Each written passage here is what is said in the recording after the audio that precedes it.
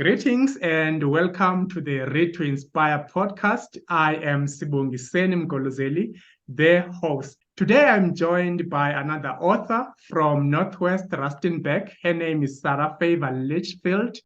But a bit about her, Favour Litchfield is an educator working with deaf children and learners with learning barriers.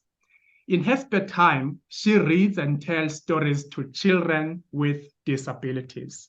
We'll talk briefly about her background. Thank you for joining me and welcome to the Read to Inspire podcast. Thank you, Doc. Thank you for having me. It's a pleasure. Maybe as a first question, I want to start before we get to the book. I want to start with easy question, like with an icebreaker. And start telling us briefly about your education background. Where did you study and where you're from and things like that? Okay, let me start where I'm from. I'm from Haramkua, Okay. in zone 2. Okay. Um, I studied in then it was called Pretoria Technikon, Okay. and then I went to then it was called TNG. I think now it's called TUT. Both of them are called TUT. And I studied education, but later on, when you're looking for a job as a teacher, then it was that era that Mbeki. Oh, And yeah. then there were not many teaching posts at the time. So we were encouraged to volunteer. And I volunteered at a certain school in Mabopane. Okay. And then from there on, I got a post in one of the private schools. So whilst they're here in Rustenburg. So whilst in Rustenburg, I applied. When you're looking for a job, you apply, to all the schools.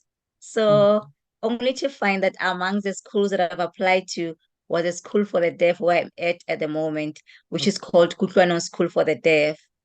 And so I'm like, what?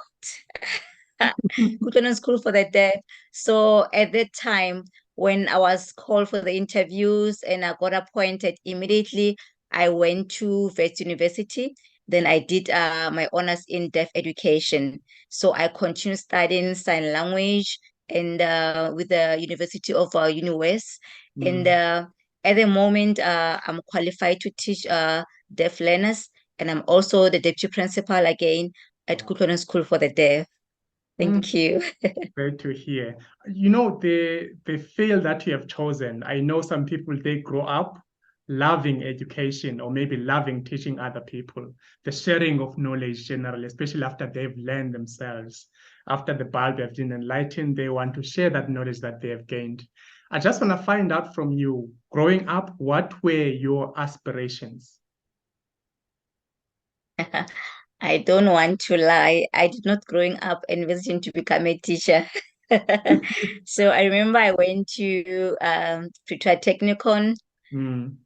Can't even remember what is it that I wanted to study, because at first my history my story that I went there by chance because I didn't have my parents didn't have money, So then I went to Pretoria Technikon, not certain what is going to happen. And a friend of mine actually said to me, I got a space for you in the teaching, faculty.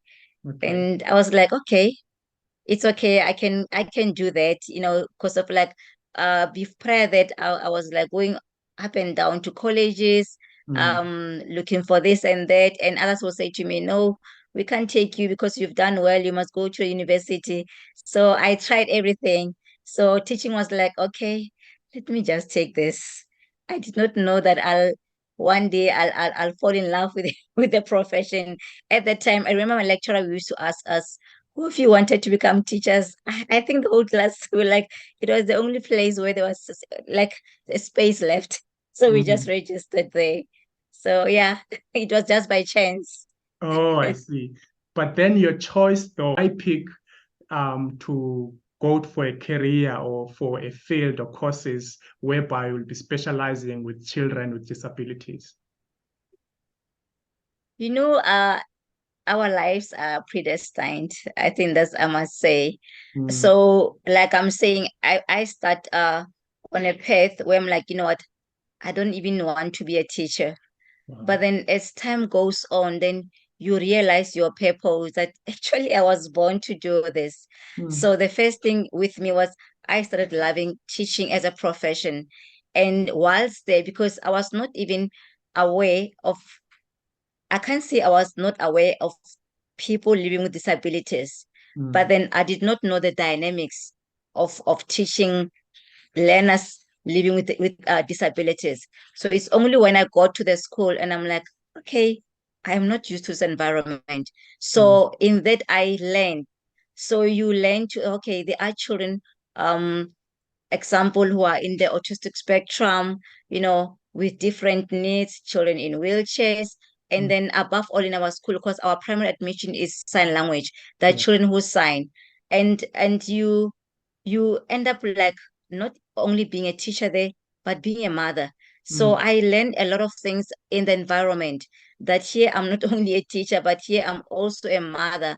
Here I'm also, like, now as a manager, I'm a leader as well. So I grew up as a person, and I started appreciating even the small things. And when you are in the environment where I'm teaching you, you'll just feel love, you'll feel love and the simplicity of life. So I learned to value life as it is, and I'm privileged to be in that setting. yeah, that's beautiful to hear. Okay, one more question while we're still there. How difficult was it for you to learn sign language? And did you maybe learn it prior to going to varsity, or you had to start from scratch at varsity? I did not learn it prior going to university, and that made things a bit harder. Normally, Mm, when I speak about this, I normally call them the injustices then. I think now we're not yet at the point where, like, things are fair when coming to deaf learners. mm, So we have, probably, I'm not so sure about my stats, but I think 1% of our deaf people or teachers. So meaning that teachers who are teaching deaf children, most of them are hearing teachers. And at that time, especially when I started, then most of us, we didn't have the qualifications. Hence, the first thing that I realized when I came to the school, I was like, I have to go to school immediately and learn the language. I normally say to people, it's like when you are sending your child, example, to a private school, you are expecting that maybe your other primary reason is for your child to learn English, because we've got different reasons. And mm, now we expect that the person who is going to teach your child the English as a primary language will be the speaker or the use of the language. So mm. in sign language, it is different. It is us hearing people who are teaching. So you find that we were learning along with children, and it was a bit difficult. And learning a language as an adult is Mm. unlike when you grow up with a language. Like, Yeah. we've got some children whose parents are deaf, so they are learning the language from their parents, and different things. But now things have changed a lot. Like, we've got universities now, more so that sign language now is an official language, the 12th official language, isn't it? Yes, So yes. now, as a language, official language, now we've got universities. Vets has been doing it, Free State University and UniWest as well. So Mm, now we are anticipating that a lot of universities will start, educating teachers in sign language. And myself, as an advocate, activist of sign language, mm, I say that it must not even start there. It must start from the primary level, in the foundation phase, in mm, your schools for the hearing learners, where you introduce sign language and say, this is how you're going to greet a person who's signing. mm. This is how you're going to say bye. This is how you're going to say thank you. So that is what we call inclusivity integration. But when you do it at that later stage, it becomes a bit harder, even for us adults who are, because of you've been hearing, it's like you're learning Chinese or Japanese now. It Mm. becomes quite a bit hard. Yeah. Unlike if you could have started, with those basics. So I'm saying, like, we need to start learning now as an official language for inclusivity. When we're doing our deaf awareness, like in September month, we had our deaf our awareness month. We've Mm, been going to places like police stations and all other key areas, mm. radio stations, where we've been saying, please learn the language. We've got people who are signing amongst us in our communities. Let us learn the language. Speaking of sign language, I understand as you just said now, there's been at least some progress towards, inclusivity. But my question now is, I remember you also mentioned that sign language has been recognized as the 12th official language in the country. I just want to start us from there. What did that make you feel? I think President Ramaphosa passed that legislation into law about 3 months ago. I think it was around August 2023. What did that make you feel and your colleagues or other activists in your space? Obviously, the enactment of sign language as the official language, it made us like it was like a light, from like where we were sitting. But then we are still saying that there is so much to be done. Yeah. Where you are sitting, there's so much to be done. It's a starting point, and like I'm saying, policies have to be in place.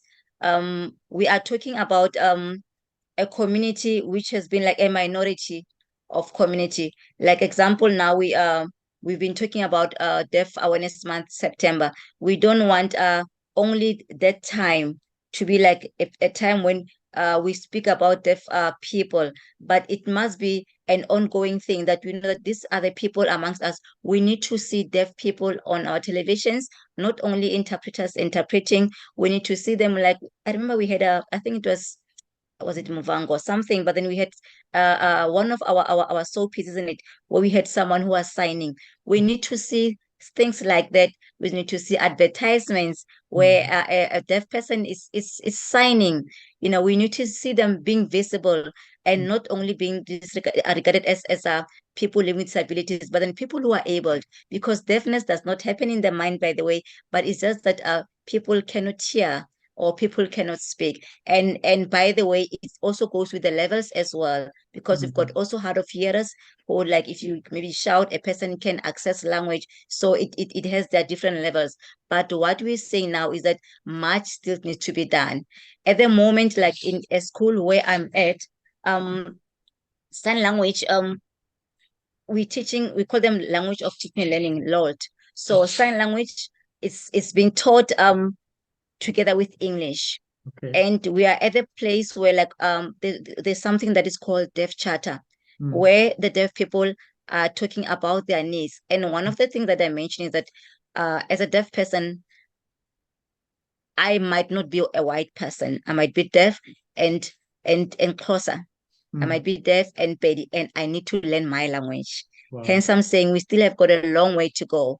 And at the moment, I know they're busy compiling their dictionary. The debate with sign language, people have been saying no, people are signing differently, but then what is actually happening is that as much as there's dialects, you find that I remember when I came in Rustenburg, they were saying to me, no, you speak Pedi. I'm like, no, I speak Tswana, because of the dialects. Yeah. So there are dialects also in sign language. And also in sign language again, example, in South Africa, we sing South African Sign Language. Yeah. We've got also in America, American Sign Language. You'll be having British Sign Language, where most of the sign language are derived from anyway. So we'll be having new terms. Like example, we had COVID-19. COVID was it was a new term for everyone. So now the deaf community have to come with a language, with a sign, and say this is the sign. So some people say no, it is not yet a language, but it is a fully fledged language. Like other languages, there are some is still growing, but then it is at that stage where, like we're saying, that now it can be utilized by everyone. I see, that's true. And before we get into the book, ma'am, there is one more question I would like to ask. Picture yourself one day as the president of South Africa, and since you've been a teacher for quite some time, you see the need to transform our education system to make it better and all-inclusive. What would you possibly do to make our education system better and all-inclusive and with high quality as well? Wow. um as someone who will be responsible for education as a president of the country, I will not allow education to be used as a tool of trade, if I can put it that way. Like if there is a minister of education, example, who is affiliated with a certain party. And suppose as a president, the minister is not in my party, but the minister was in the previous party and doing well. I will allow that person to continue with the plans that he or she had, and not change everything just because I'm a new president with a new party.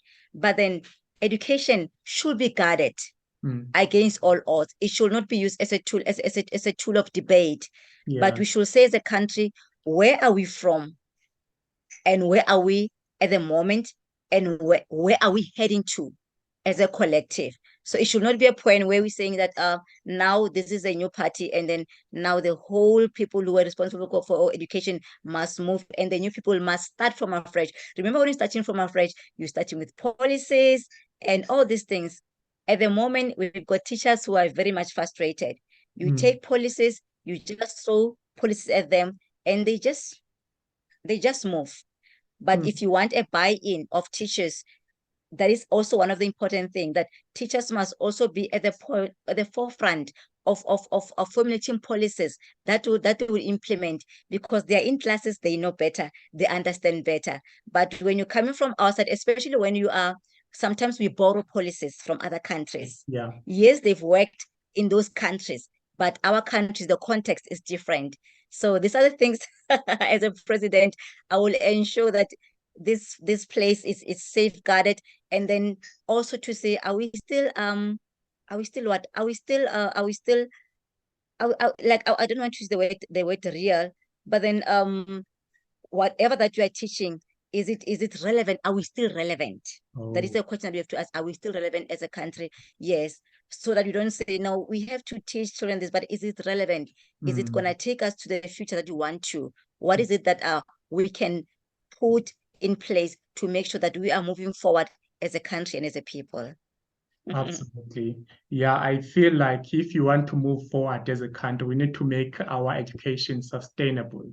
In that sense, we'll know exactly that with moving with the time, asking that question, are we relevant? Is our education system relevant? That's the way to approach it. Thank you for sharing that, ma'am. Now, are we not his children? Before we dig deep, I just want to start by asking, who or what inspired you to write this book? Wow. I had a dream. Yeah, I had a dream about these two boys in a place kind of like an airport. Oh, wow. Yeah. And from there the book came. So for me, dreams are conversations. Yeah. So yeah, our conversations. So whenever I had a dream, especially when it's an interesting dream, and it just, sometimes it just dreams will just come from nowhere, and I interrogate my dreams. But then funny enough, this one for me, it was like I have to put this down. So as I put it down, more narratives kept on coming, and I kept on writing, and that's how it started. But it started actually as a dream that I had about these two boys, one white boy, one African boy meeting, and their mothers, like, so just, yeah, that's just it. And a story, yeah. And I knew I have to put this down. Oh, I see. And I'm suspecting now, since it was a dream about two boys, was this Polly and JJ, these two boys? Or not really? Not really, but when you there's a chapter called O.R. Tambo. So that's Paul.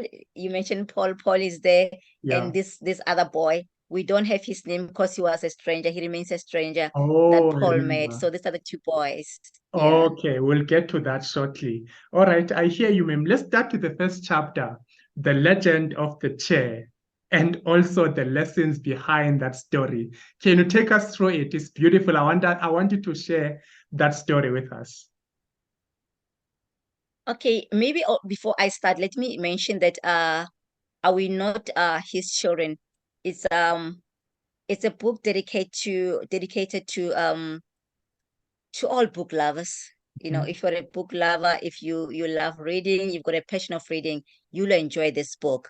Um, it seeks to give us the perspective of children living in orphanages or adults who grew up in those settings, and also like seeks also to honor the adults who've been working in those places or who are still working in those places who raise up those kids. So my first chapter, um, yeah, that is share. It is. So if you can check the like you have the book with you there, the outcover of the book, that is steady. So and those kids are the kids, yeah, those are the kids from the orphanage. The name of the orphanage there is called Banabopelo Children's Home. Yeah. So you are seeing those. So for me, that the person who's sitting there, he's very much important to me. Um, he's someone who like who's reading about those children, and it's like, okay, you did well, okay, you I like your story, you know. So that's how the cover of the page came. Yeah. But then now in Daddy's Chair, now there's a it's quite interesting because you know, like when you're living in places, there are stories which goes around. So there was a legend that went around about this mysterious chair, Yeah. and it was believed that in the orphanage, there is a chair somewhere in the storage room, and the kids there believe that if you sit on that chair and make your wish, you will be adopted. And to them, it was something which was very much important. It gave them hope Yeah. that they will be adopted. What is funny about the chair is that none of the children has ever seen the chair. And then so the others will say, no, it's royal blue in color. Others will say it's pure green. Funny enough, all the girls agreed that no, the chair was pink with white armrests. You know, they all agreed with that regarding that. But none of the children was allowed to have doubts about the chair or to say, but can we go back to the chair?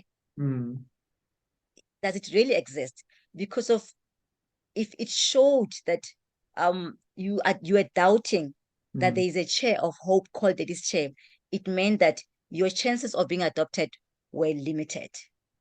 These children believe in the chair so much more that that they will have secret meetings. You know, once in a year they will sit and discuss who's gonna sit on the chair.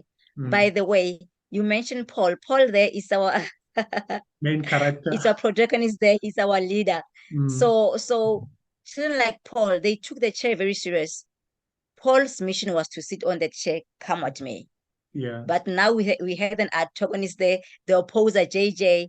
JJ was he will tell everyone that I'm the first child who came to this orphanage. Yeah. So you're gonna dance when I say that you must dance.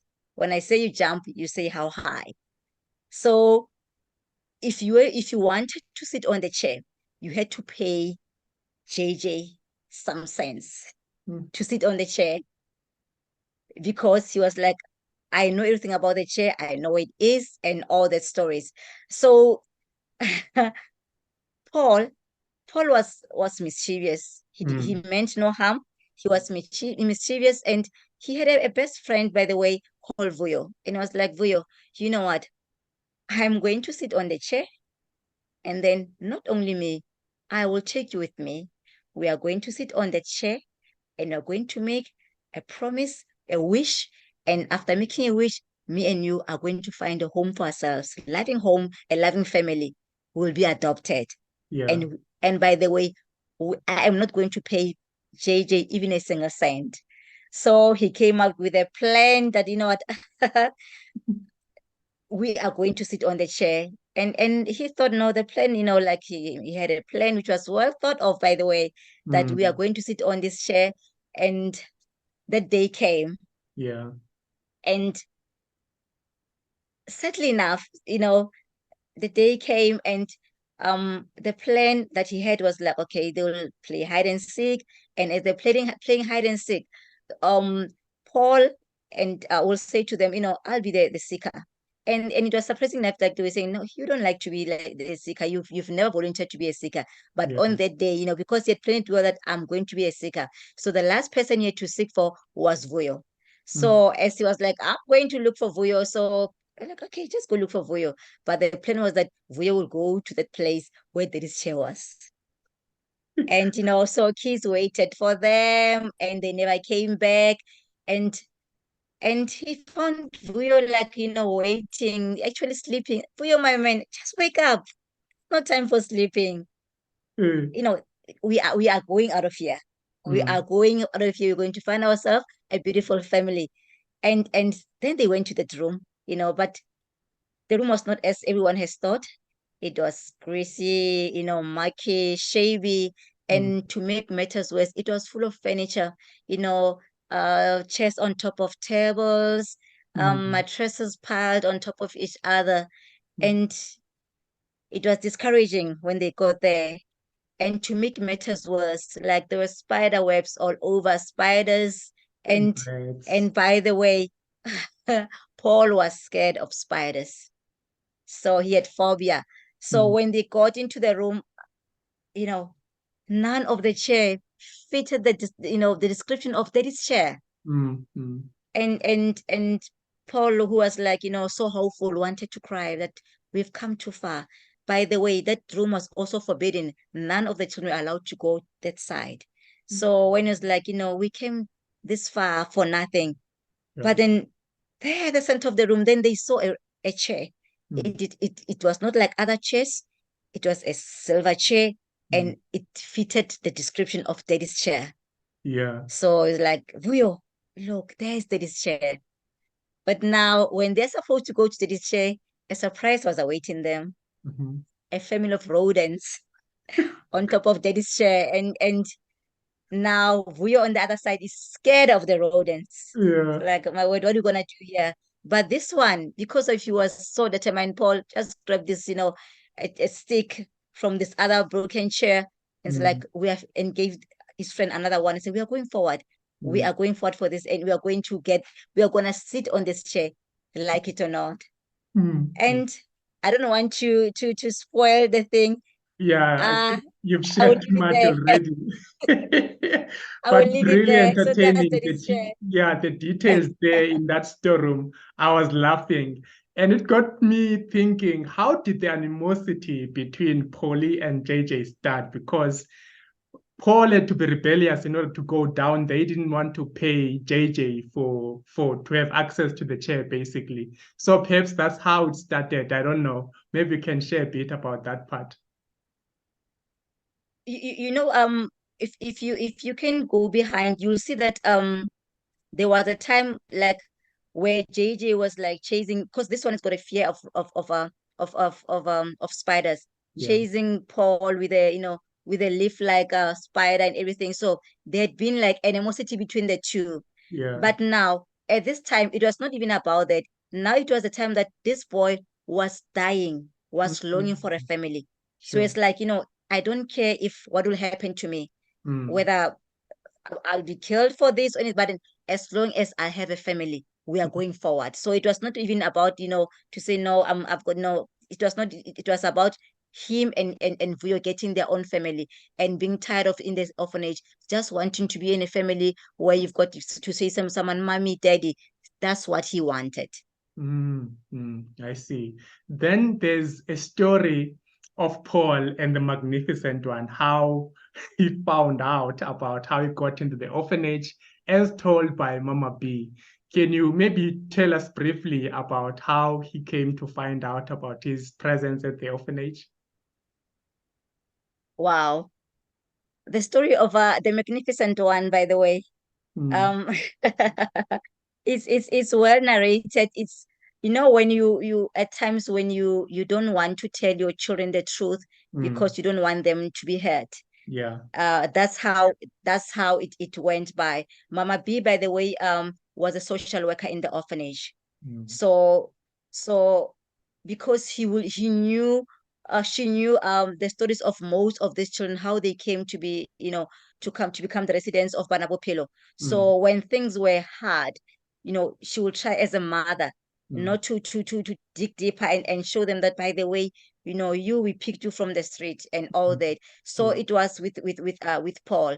So what is amazing about their relationship is that, by the way, Paul each and every time will go to Mama B and say, Mama B, can you please tell me about the Magnificent One? Whereas he knew the story.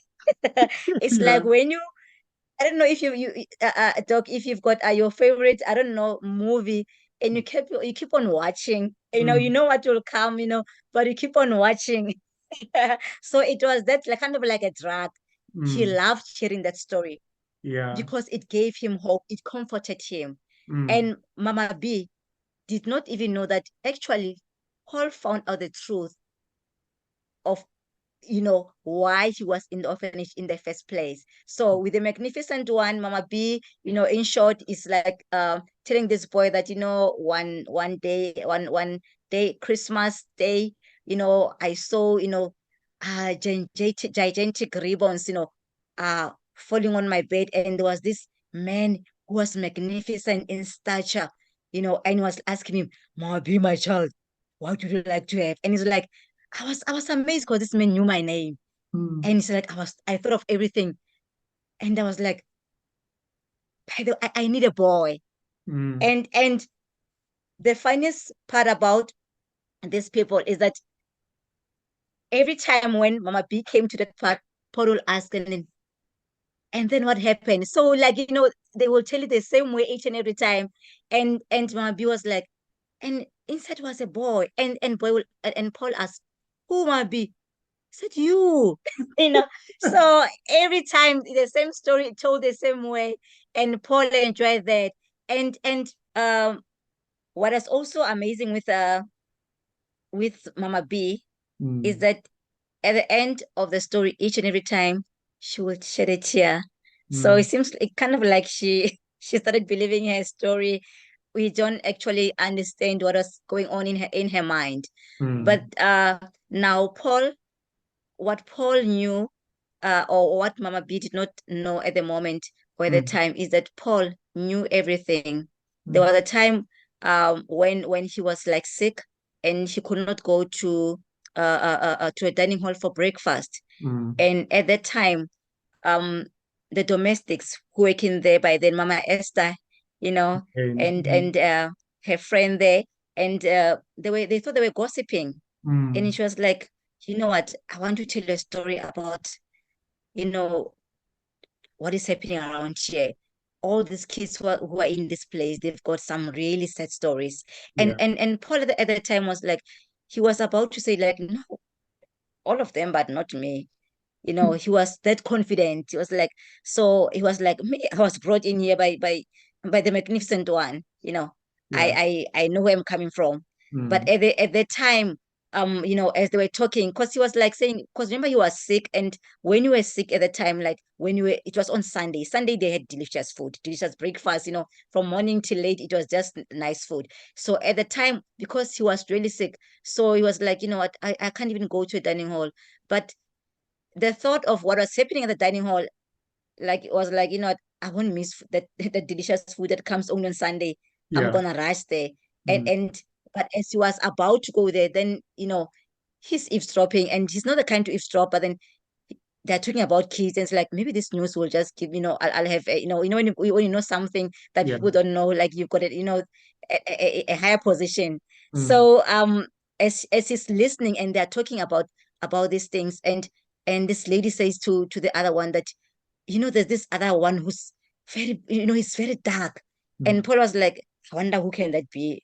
you know Sometimes, like, we know, yeah, we don't know how we look, and he was like, it can't be me, I can't be darker than Vuyo, you know so.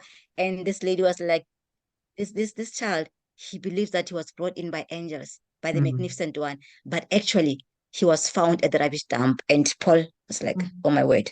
Sure.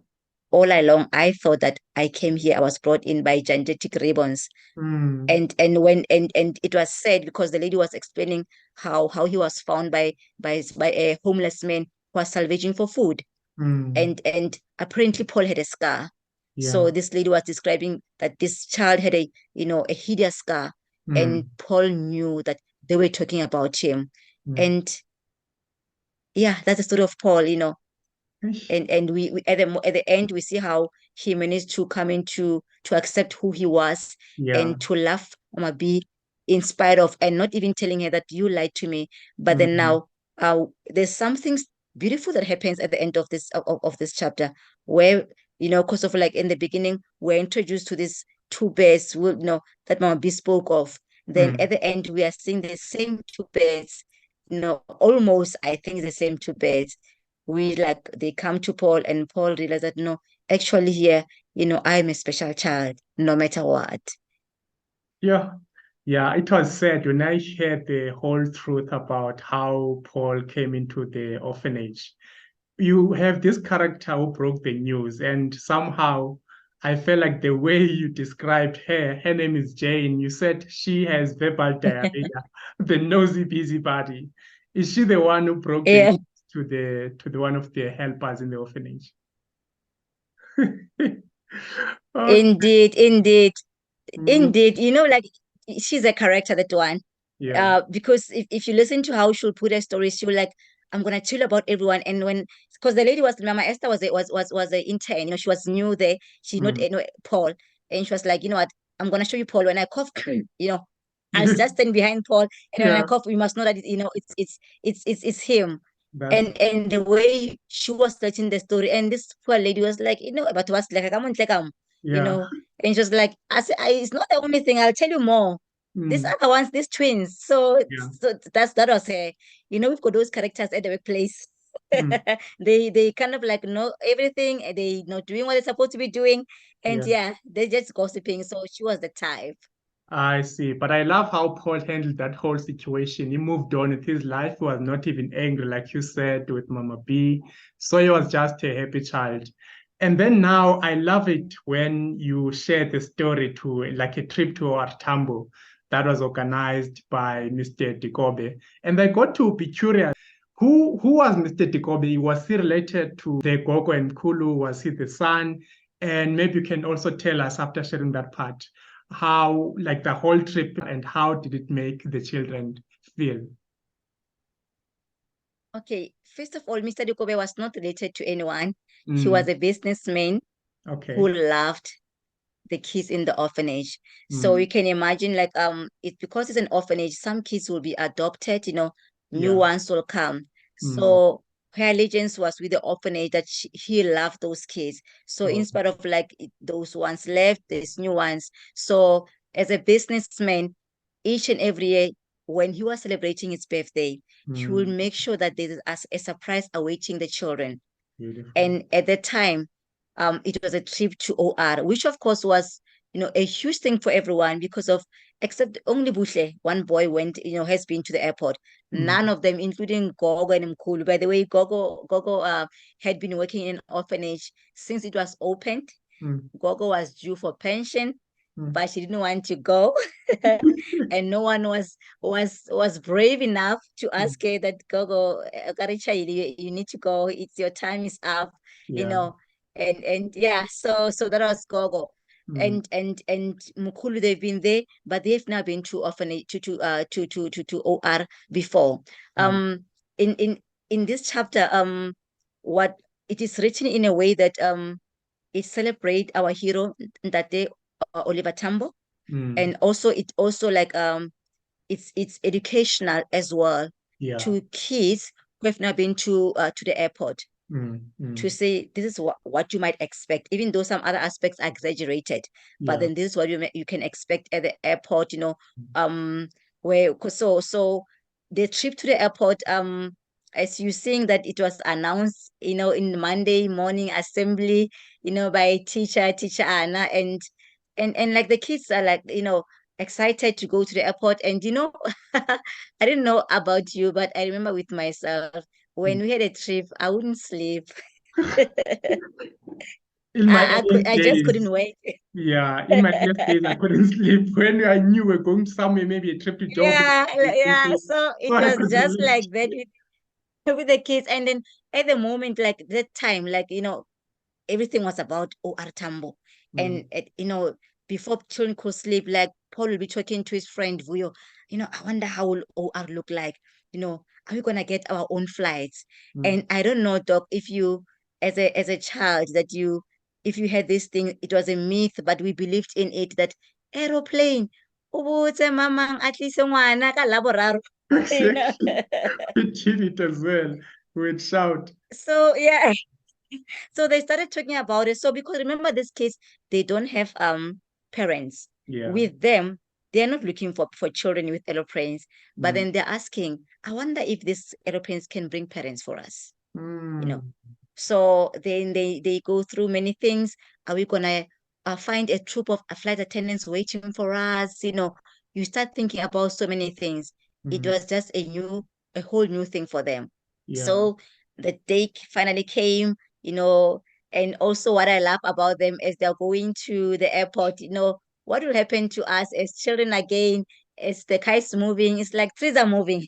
Yeah. You see trees moving, I think it happened up until you're a grown up and you realize that trees were not moving, the car Yeah. was moving. Yeah.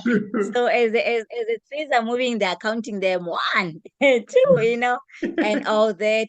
And those trips, Doc, you remember them when you're going for trips, especially school trips, where you'll be singing, all these kind of songs. So they were singing. So because Mama teacher Anna was very strict, a godly person, she wanted them to sing those hymns. So they were singing those choruses and she fell asleep.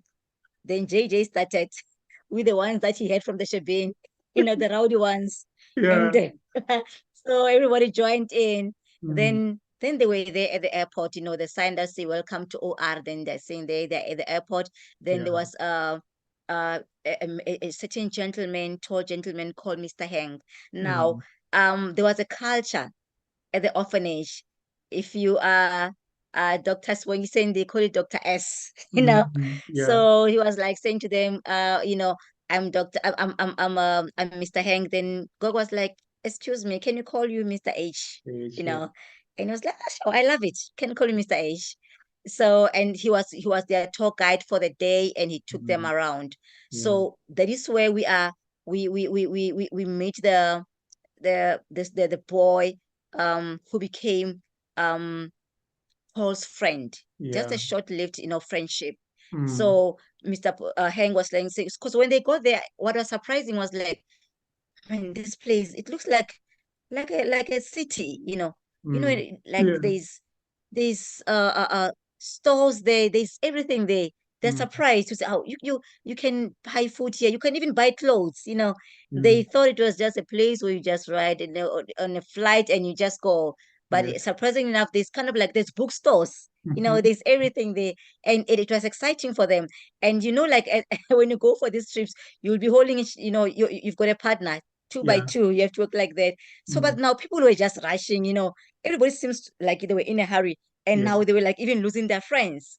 Mm. So then it happened that Mr. Heng was like, okay, we're going to start with you have to eat there, and they said there, and as they were eating, then Paul notices a boy sitting just next to them, not Mm. far from them, Yeah. and the boy had a ball, you know, and the ball, like, he just kicked the ball slightly to Paul, Mm. and Paul did the same. So as they were busy, doing that, Gog was like, Paul, we don't have all day long. So Paul gripped the ball, with his feet. Mm. So remember, like, we're not used to this fork and, knife and fork. Right. Yeah. So he was like, they had that day, they had to use that. And as he was battling, and when he, finally won the battle, Mm. and he was like, we look out. When he turned to his friend, the friend was gone. Mm. And I was like, Vuyo, my friend is gone, and he left his ball with me. So in his young heart, he was like, I am going to look for him and and return the ball. You Yeah. know how kids can be. Yeah. Mm. And he thought that secretly he could just, like, look for the boy and give the ball back his ball. Mm. So as they continued, Mr. Hank showing them this and that, and they were surprised that these things, when they're up, they could, we used to call it a fly machine. This Yeah. fly machine, when when they're up there, they look just small bits, but now look how huge they look. So as they're busy, amazed at what they're seeing. Paul saw his friend Mm. and he quickly went and now this is where I wanted to show the disparities, with Paul. He's just an innocent boy. It's Mm. his first time in the airport. Yeah. His friend has been there. Mm. He's been traveling with his mother and they were about to board. And Mm. now, as they were going through that gate, it's called Gate B. Yeah. Now, Paul's like, let me go, let me quickly rush and give him a ball. Yeah. So when he got there, there's a queue there and there's a lady with headsets busy drumming his back, and this boy wants to, he wants to pass. Yeah. Nothing is happening, but he squeezed and made his way, to his friend. Mm. At least it looked like he was about to reach his friend. But Mm. then now there was this guy. Now he wants the boarding pass. He's like, take it, please. And he's tall, and Paul is like, this uncle, I mean, take it, please. You know, and and just like mana on the floor, then there he saw a grabby, boarding Mm. pass, and innocently he picked up and say, yo, he wants ticket, let me get him this one. Mm. And this boy and this man was like, no, no, no, no, what is happening now? Yeah. And now you never say no to Paul. All Mm. his life, he's been hearing, no, Paul, you can't do this. Mm. No, Paul, you can't go to this. Remember even Jason said, no, you can't go to that room. So he Yeah. despised that word. Never tell him no. Mm. And then he was like, am I not God's child? Yeah. Yeah. Yeah. So as he was talking, then another man came, security guard comes along, and because now there's a scene now, and funny enough, so when this other man came and to find out what is exactly happening, it's like, boy, where are your parents? Because you Mm. can't be here alone. And when he looked at this man, this tall man talking to him, there was a mural Mm. of children, in a Yeah. circle holding hands, and Mm. in the middle it was written, are we not his children? Yes. So Paul, that time he's crying. When he looks at the wall there, at the mural, then he smiles and he looks at them and says, are we not his children? And they was like, what is going on here? By the way, what is going here? And as they were surprised like that, um, now everyone comes, they find him and say, there is Paul. Apparently they've been looking for him. They noticed that he was missing. So that is the Yeah. story at OR in short. I see. Yeah, that's how the title of the book came into life. It made more sense when Yeah. I was like, from the beginning, okay, what does this title mean? Who's asking this question? To whom? Who are they Yeah. referring to? So as I read the chapter on at the ORI, it makes a lot of sense. And you know what, as you're sharing the whole story, I realized it's not only entertaining and fun, the whole story, it was educational as well. You share the history of the airport when it was founded, 1952, and the name Jansmas, that's what it was called at the time, up until the dawn of democracy in 1994, it was changed to Johannesburg Airport. Then soon afterwards, that's when it became OR Tambo International Airport. So that's what I mean by saying it was educational. It told the history of the airport itself. Let's move now to the identical twins, the hummingbirds, Mary and Magdalene. How difficult was it at the orphanage to tell them apart? Can you paint the picture? I know people have seen identical twins before. There are those ones that I know where I grew up. I struggled. They were not necessarily in the same village as myself, but they were in another one, but we were attending the same high school. In high school, I couldn't tell them apart. So maybe we can also share the story of Mary, Mary and Magdalene. Mary and Magdalene talk, they're like those ones you made in high school. You could never tell them apart. And what was surprising enough, we hear that even themselves in their pictures, they could not tell when they're having their own pictures that Wow. exactly who was who. And because they look so much identical, that's why the name the hummingbirds came from. They call Mm, them that because of how they looked like. And what like you find twins like them when mm, they talk and you're not looking, it's like you're hearing the same person. When they cry, when they laugh, so they were like that. Yeah. You could never tear them apart no matter what. And Mm. and up until the day when when Gogo, because Gogo was their caregiver and Yeah. was like, what, I'm not gonna struggle with these ones. Although if you were with them, like if you listen well to their characters, you could tell them apart that Mary was a fighter and Magdalene was just reserved. Yeah. So Mary will fight her sister's battles. So Mm. if you wanted to go through to Magdalene, you must go through the sister first. Wow. So that was one thing that was like, like you could tell them apart from that aspect. But Mm. when you look at their features, they looked alike. Mm. So Gogo was like, you know what, I am so tired of these children and I must make a plan. And maybe just before then, we also hear about a time when the teacher was like also like, I need to separate them. Mm. And they never stopped crying. Yeah. He never taught up the whole day because they were separated from each other. Mm. So they were like they were there for each other. And one of the reasons that they were there for each other is because of how they came to the orphanage, that their mother passed when they were still young in the hospital. Mm. So what they know is only themselves. They knew each other from a, Mm. like, and we hear about twins, how even in the belly they comfort each other. So they wanted each other's company. Mm. So Gogo, being Gogo, was like, you know what, I'm not gonna struggle with them anymore. Even though we hear that Mary was more clever Mm. than the other one. You've got someone who'll be performing more higher than the other one. So Yeah. Mary was that one. Mm. And you will hear as well that if you wanted things to be done, send Mary. Mary will do it. And Mm. so Gogo came with a plan. So she thought that, Mm. what, I've got a plan, and now it's gonna solve our woes in this orphanage. From now on, we're gonna tell who is who from these two. And she made ribbons, the other one she made it a bit shorter, the other one was longer. Same ribbon, same color. Yeah. Difference is the length. Mm. So as she put it on this other one, okay, this is Mary, this is Magdalene. Yeah. So then she was like to the workers, don't worry, the one with the longer one, it's Mary. The one with the shorter one is Magdalene. And this other day was when they were just having fun, when you're having fun resting, Mm. and she was like talking to them and say, hey, that ribbon looks nice on you, Mary. Said, yes.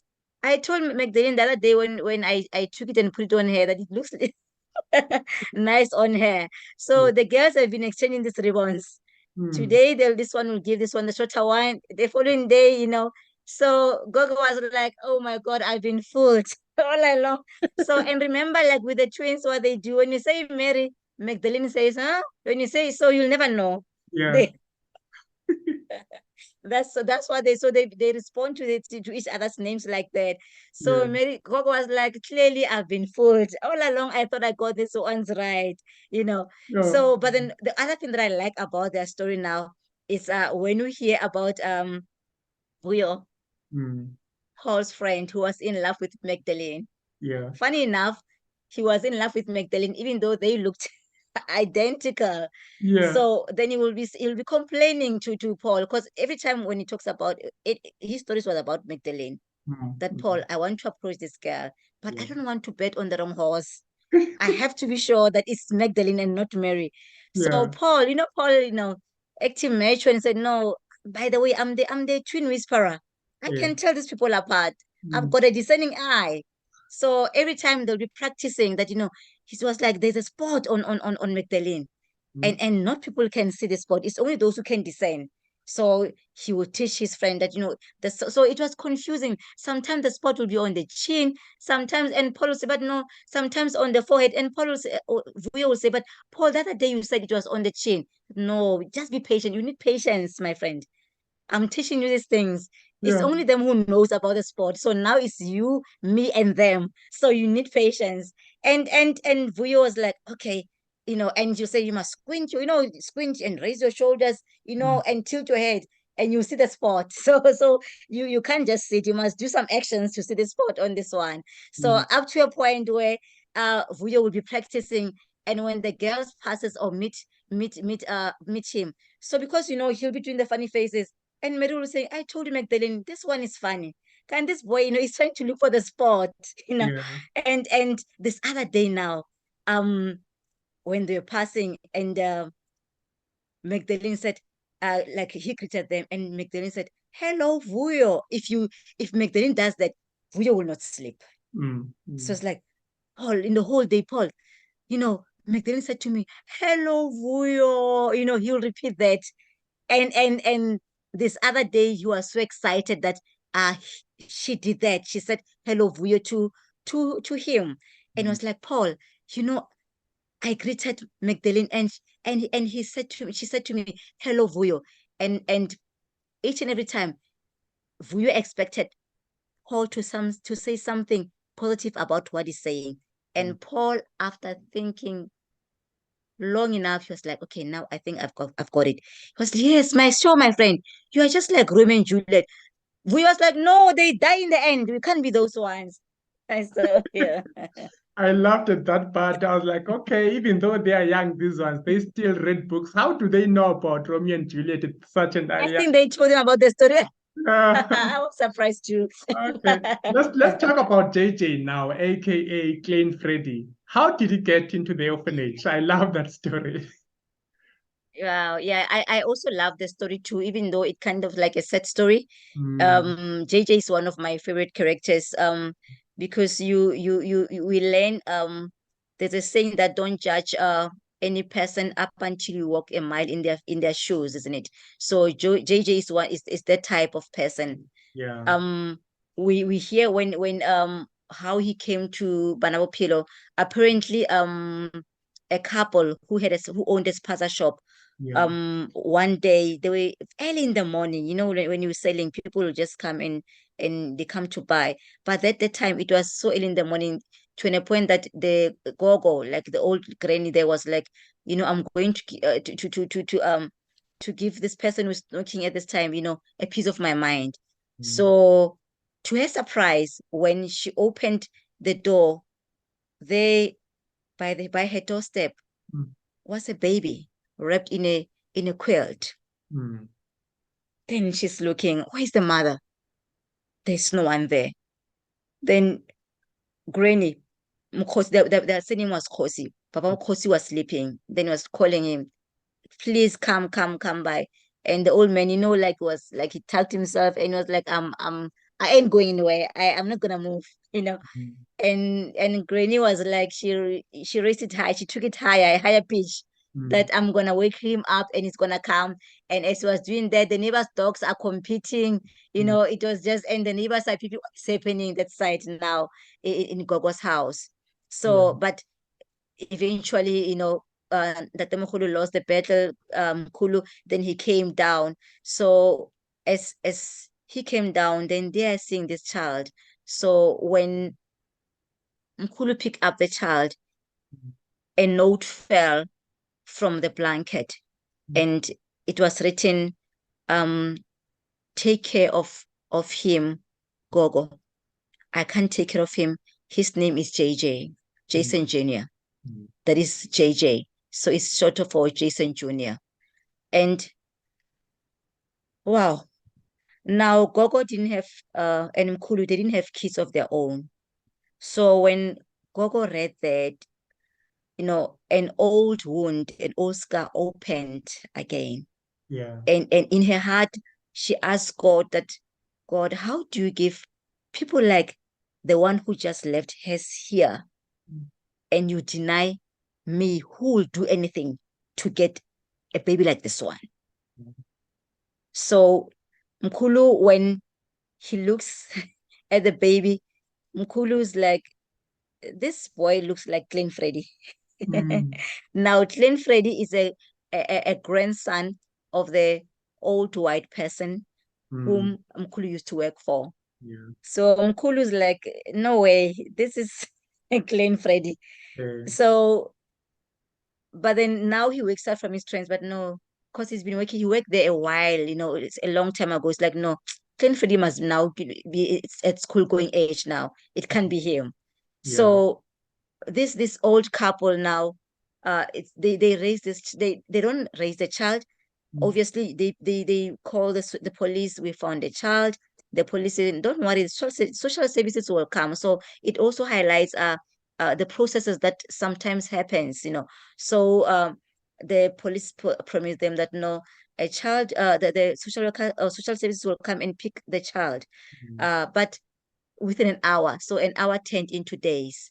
So now the old couple, they start to, to bond with the child. The granny will put uh Jason Jr. or JJ, on his a saw bag. And on the other hand, Mkulu will be singing, Clan Freddy Muleni, he's calling this baby Clan Freddy. So he had made up his mind, this is my Clan Freddy. So there was this thing in their hearts that this consolers that, we find what we've been looking for. But at the back of their minds, they kept wondering, when is the time coming? Because we know that they're gonna come and take this child away from us. So each and every time when people came to buy something from the plaza, when they'll be knocking, they'll be asking, especially when they were driving a car, will it be them? And one day, the social worker and the trainee social worker came for the child, and they apologized for taking long, and all the things that made them to delay. And it was very sad, a sad moment for the two of them. As Gogo was crying, the old man, for the first time, took her and put her on his lap, and for the first time they cried for the kids that they never had. And on the way, on their way, even before then this lady, the social worker, then promised them that, we'll bring this child to come and visit you, on weekends.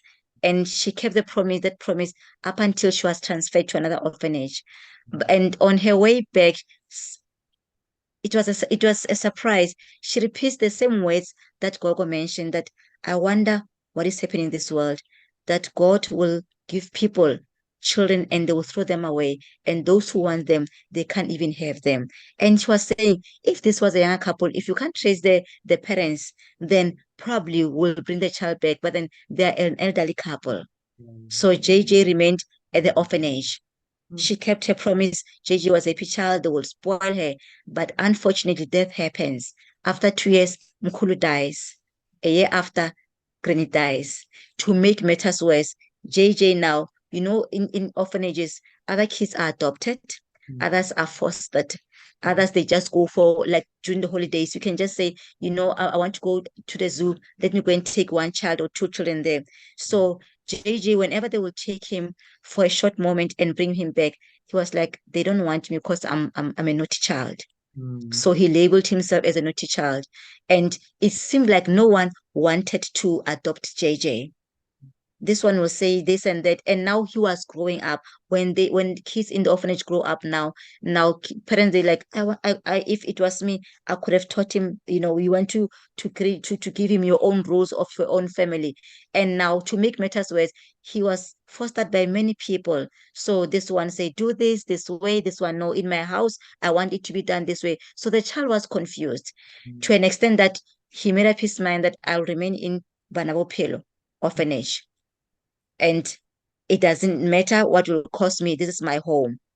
And there was a sport which is very sad. When generations of children were adopted, he will stand there and watch as the cars are coming and kids are being adopted. And it seemed like he did not fit anywhere.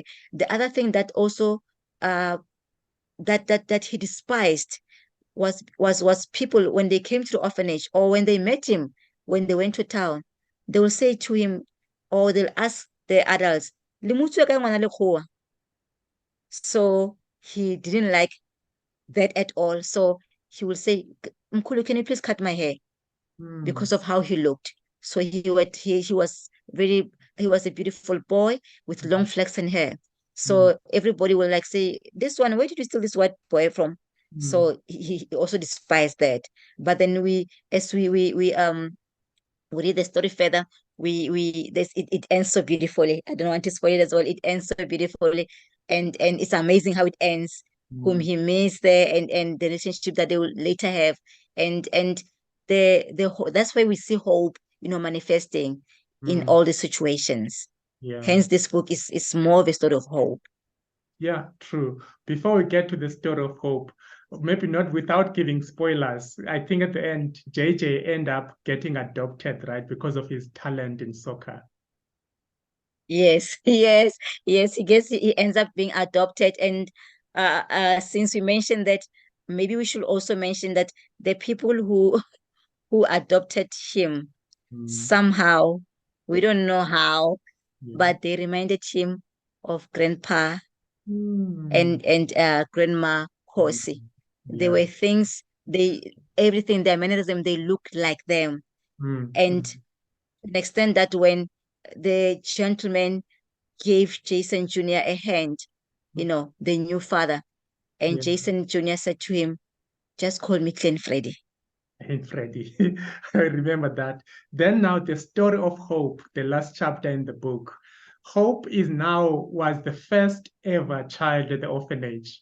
And he left for some time and he comes back in the generations of JJ and Polly. And he brought so much hope, even though her name was Hope.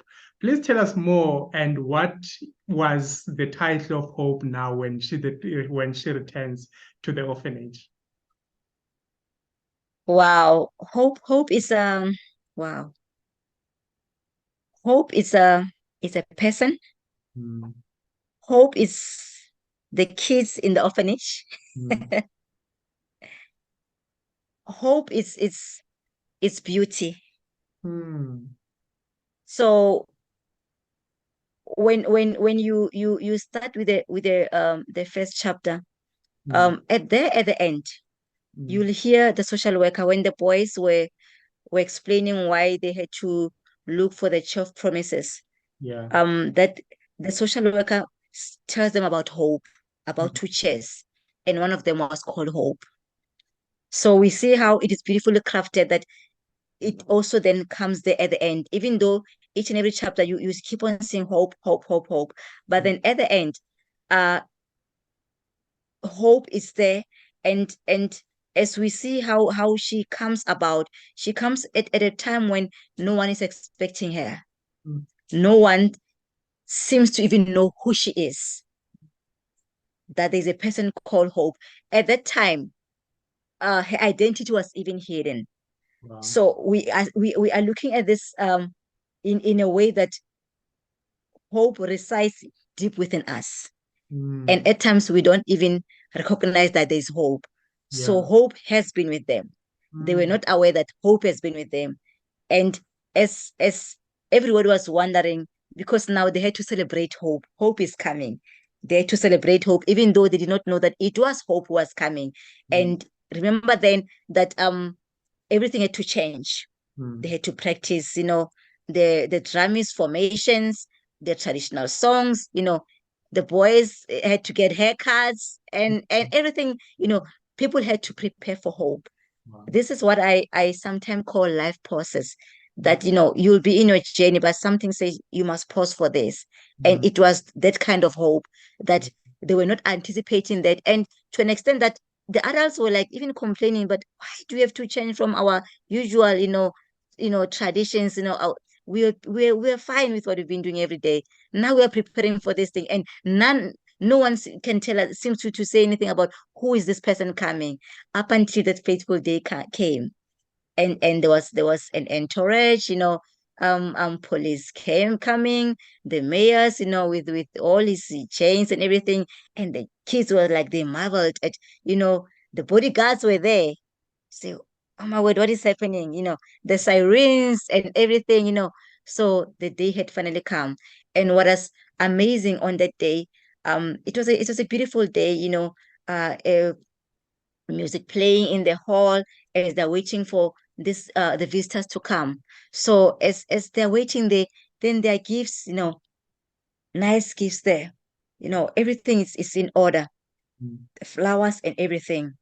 And the day started, and everybody was doing whatever they practice to do. National anthems are being sung, these traditional songs, everything is, as the day was planned, up until the lady or the person they've been waiting for came, whose name was Hope. And as she came, she said something mysteriously to them, that you guys, you know me. Hope is like, you people, you know me. And the kids, they start, kids like, do you know her?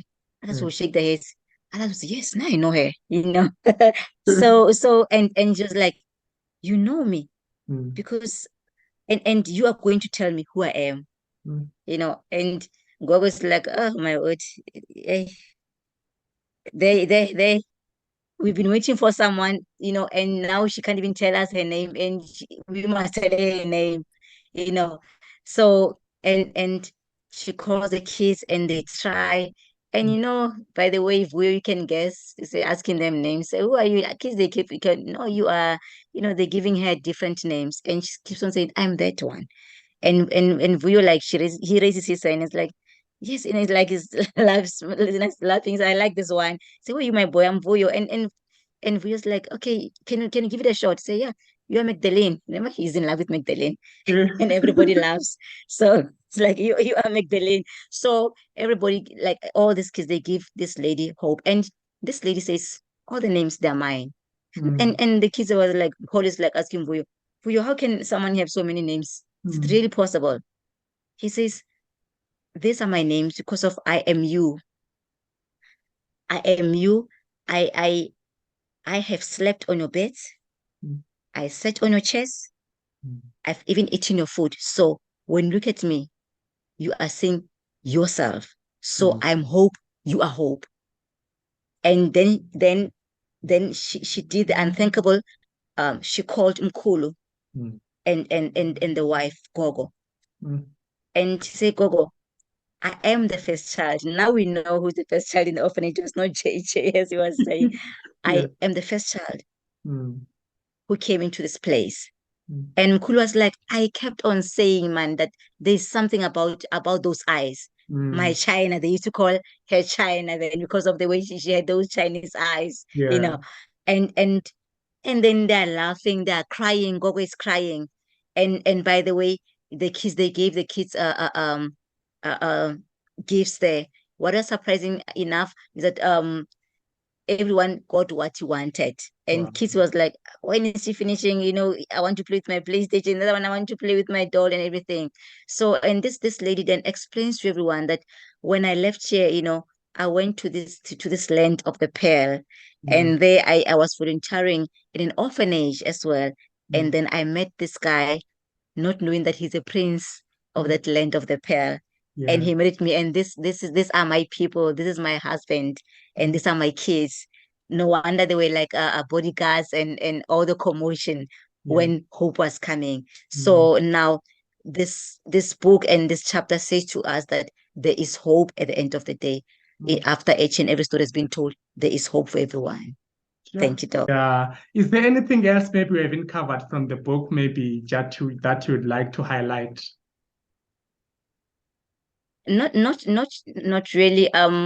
Yes, we did not speak about other chapters, but then basically this is what the book embodies. It embodies hope, and it's a book that you read it, and you start asking yourself questions about, okay, where am I as a person? What is happening, and where am I going as a person? It's a book of dreams. I strongly believe that when a person reads, it's like it inspires us to tell our own stories as well. Yeah. And it also gives us I think myself, I am aware of that, a bit aware um of that reality of orphanages and everything, because my mother used to work there, by Mm. the way. Yeah. So I I know some people might not be aware that, there are people knowing that, yes, they're orphans, but then these are people, and we can go and visit kids in orphanages. We can go read them books. We can go share stories. It should not be a place where, there's an orphanage, but it can be a part of us where kids now are given hope by us as members of the community. So that's one of the things that I wanted to put forward, that let us reach out to places like that, and go spend a day with a child in nappies, Yeah. children which need to be held, by the way. There's some kids who are very young, who came there very young. They just need someone to hold them maybe a day. At times, it's not even that. People are working there, they need people to assist them with cleaning. There's so many things that we can to contribute to those kind of setups, such as orphanages. So I'm appealing as well with this book as well, that let us be part of hope, of bringing children like that hope in those areas, in those settings. That will make a lot of difference. I know already there are people who spend their birthdays going to these homes, Mm, giving a helping hand, even buying them books or other presents. Some people, they go mm, to an extent of starting like organizations whereby they collect, gifts from other people and whatever help possible they can find. Then whatever they have collected, they bring those gifts to those kind of places. So it's mm. quite amazing. The people who are doing those jobs, may God bless them Yeah. abundantly. So yeah, I hear your appeal, Doc, and yeah, I hope this message will Mm, reach out to people and then they will be inspired also to follow suit to the people who are doing that job already. mm. Yeah, so my last question now for you, what 2 or 3 book titles that have significantly impacted your life in a positive way? Wow. I should sail back and then okay, I'll just come. Let me go back. One of the book, Mm, the first book that I always speak of is Mualevi okay. by Gracious Malope. I think I mentioned it in many platforms when I'm being asked that. Um, this is a man who actually inspired my kind of writing. Yeah. Like I will read his books and I will just laugh. And then after so many years, I will still remember what he said, about this man who didn't is who slept somewhere else and lied. And I would just, it was like pictures will form in Yeah. my head. So I've got Mualebi. There are so many books. The Help as Okay. well. Okay. I'll pick that one as well. Mm. Um, and then I write what I like. Mm. Yeah, Steve Biko is also one of one of the precious books that I have. But then it's so many books, it actually makes it hard, to say this and this one. But then these are books that I can just maybe think of now that I think they've impacted my life, and they make you think. And Yeah. but then now, if I can say, like, I'm in a mission where I'm like I want to read more books by South African authors. For me, I'm in the journey where I'm like, I Mm. want to read more books, like especially where I am as there are authors as well in Rustenburg. I've been just contacting them. Can I read your book? So it's Mm. also important for me to read our books and hear our stories. Yeah. And I've also created that platform or that culture in my family Mm. where I'm like, okay, yes, we can read about Romeo and Juliet, but then can we read about, books about authors around us, Mm. so we can understand um the dynamics surrounding us, and we can appreciate who we are as South Africans and Africans. Yeah, true. And for people who want to buy your book, who are also in the same mission of reading the books by African authors, where do they get your book and how much is a copy? Okay, getting my book is two ways. Like, you can contact me. Mm-hmm. And then I think that's the main thing I'm using, that you contact me, then I will post it to you depending where you're staying. If you're around, then you can get the book from me straightly. But then I normally use like WhatsApp, whatever postage that you are comfortable with, then I post it to you. Then the book is 200 rands.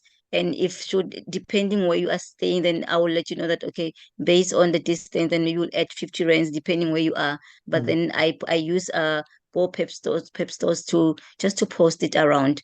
It's not, you don't find it in a particular bookstore at the moment. Oh, I see. And how do they contact you? Are you on Facebook? Are you on Twitter? Or you want through WhatsApp? WhatsApp, I'm definitely, I'm more active on WhatsApp than other spaces. So I will leave my numbers with you. Oh, okay. Or can Yeah. I say it now? Number is 073 Mm. 184 Okay. 1875. I'll repeat it. Mm-hmm. It's 073 Mm-hmm. 184 1875. Great. I think they got it. Thank you. All right. Before we leave, ma'am, I have one more question for you, but it's not a tricky one. If we're you had to give advice to people who are not really into the culture of reading, like as a starting point, how do you advise someone to start reading books outside of academic space? No. Doc, maybe let me start by I think you were talking about did they call it the Peirce report, something like that. That spoke about us as a reading nation. Mm. So, okay, the debate about that is that not it's not a report about the whole world. It's a Mm. report about the participating countries. Okay. Okay. Yeah. Okay. Nevertheless, now coming to building or creating a reading culture, I strongly believe that reading or reading culture starts within families. Mm. That within our families, if we can inculcate that culture of reading when our kids are still young, um, we know that when kids are young, even those who can maybe access like who can just like read on their own, Mm. just by hearing stories, having a picture books, because that's what they start them with like you having a speech checklist, but Mm. now it's pictures, and Picture. you narrate the story to a child, so Mm. it builds the interest of the child. And when we read also, or if we create platforms of reading or Mm. belonging into platforms of reading where reading is not seen as something that is like in a school setup, where Mm. reading is not seen as something that is monitored. I don't want to use the word monitored. That's the words are just failing me. But Mm. something that is going to be, maybe you're going to be assessed on, but Yeah. you are reading for fun. So Yeah. we need to create platforms where people are reading for fun, Mm. and where reading is not does not, because of we've got those days where we're celebrating reading day, or maybe a reading month and all those Yeah. things. But then True. now reading should be an ongoing thing, where we at an early age we start introducing, like from the preschool, as kids grow up, that the reading clubs, where can they start from those early ages, Yeah. where kids are discussing, Little Red Riding Hood, and and all those, and by the way, as kids are reading, that's where they are also encouraged to write their own stories as well. So Mhm. I believe that if we start from a young age, that we introduce kids into the cultures of reading, and we tell stories, our own stories, because of there are so many stories to be told, but then now there are no writers as well. So we will have that community that says, okay, here we need to address this. We need to start reading. We need to write.